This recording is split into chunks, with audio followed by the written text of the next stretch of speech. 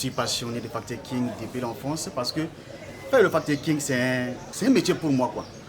Dire la vérité aux gens, vérifier et donner des vraies informations au public, c'est un métier que je l'adore et j'aime ça. Et c'est pour cela que je me suis lancé sur le fact-checking et je me sens mieux par rapport au fact-checking. Être fact-checker, je suis jugé d'être sur la base de la vérité. C'est ce qui m'a motivé d'être un fact-checker dans mon pays.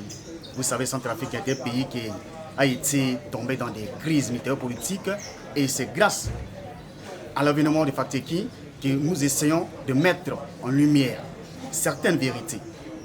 La cause des crises militaires-politiques, c'est grâce à Centrafrique Tchèque.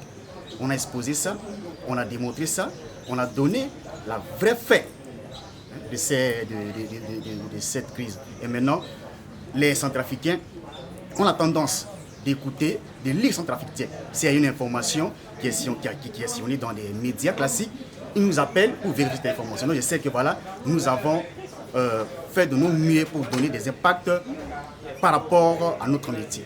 Je viens de la République démocratique du Congo. Actuellement, nous vivons dans un contexte qui est de crise dans l'est du pays avec toutes sortes de groupes armés ainsi que des rébellions.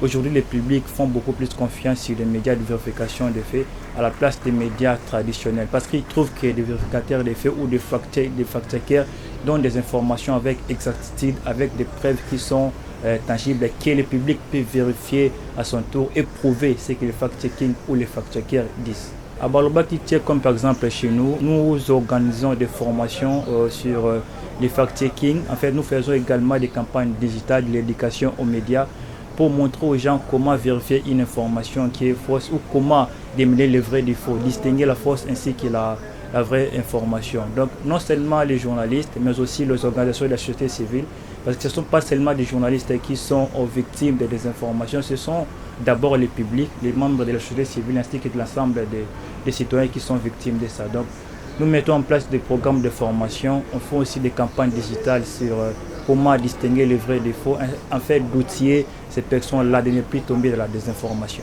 Mon message est simple, c'est seulement d'avoir le courage et être du côté de la vérité, dire seulement la vérité.